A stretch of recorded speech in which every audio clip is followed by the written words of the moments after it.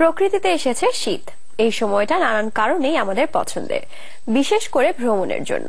তাই শীত এলে পর্যটক মুখর হয় বিভিন্ন পর্যটন এলাকা। এই যেমন প্রতি বছর শীত এলে পর্যটকের ঢল নামে প্রকৃতির সবুজে মোড়ানো সিলেট অঞ্চলে। অথচ এবারের চিত্র ঠিক উল্টো। হরতাল, অবরোধ সহ রাজনৈতিক অস্থিরতায় ভিড় নেই পর্যটকের। ধস নেমেছে এখানকার হোটেল, মোটেল ও রিসোর্ট ব্যবসায়। শফি আহমেদের তোলা ছবিতে আরো জানাচ্ছেন গুলজার আহমেদ।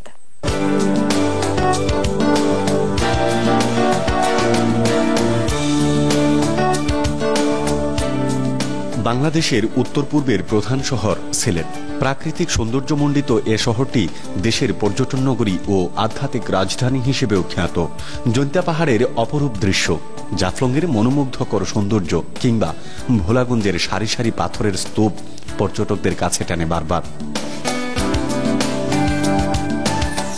অপার সৌন্দর্যের সিলেটে আছে হজরত শাহজালাল ও হজরত শাহপরান রাহমাতুল্লাহি আলাইহির মাজার। সুরমা নদীর উপর আজও ঐতিহ্য বহন করছে কেনব্রিজ। উপমহাদেশের প্রথম চা বাগান মালনীছড়া পর্যটকদের কাছে আরেক বিস্ময়।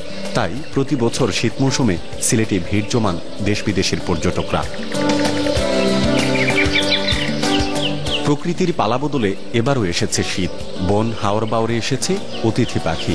অথচ পর্যটক শূন্য সিলেট। টানা অবরোধ, হরতাল আর অস্থিতিশীল রাজনৈতিক পরিস্থিতিতে এমুখী হচ্ছেন না পর্যটকরা। এতে মারাত্মক ক্ষতির সম্মুখীন হচ্ছেন হোটেল ব্যবসায়ীরা। এই মৌসুমে দেশি টুরিস্টদের পাশাপাশি বিদেশি অতিথিরাও প্রচুর আগমন করেন, কিন্তু বর্তমানে এই অবস্থায় বিদেশি অতিথি শূন্য নাই, দেশি অতিথিও শূন্যের কোঠায় এসে পৌঁছেছে।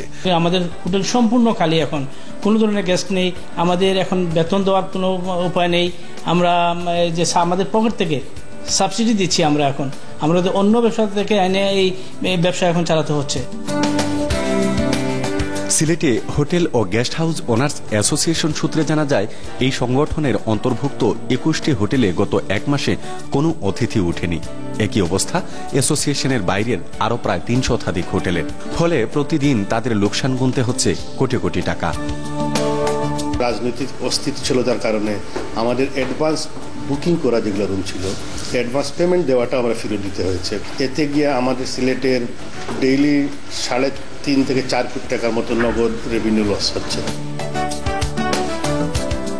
এভাবে আরো কিছুদিন রাজনৈতিক অস্থিরতা চললে পথে নামতে হবে এই খাতের বিনিয়োগকারীদের, এমনটি জানালেন ব্যবসায়ীরা। তবে এখনো আশা জিয়ে রেখেছেন তারা। প্রত্যাশা করছেন রাজনৈতিক নীতি নির্ধারকরা বুঝবেন তাদের দুঃখ দশা। দেশের সার্বিক অর্থনৈতিক অবস্থার কথা বিবেচনা করে শীঘ্রই এগিয়ে আসবেন সুষ্ঠু সমাধানে।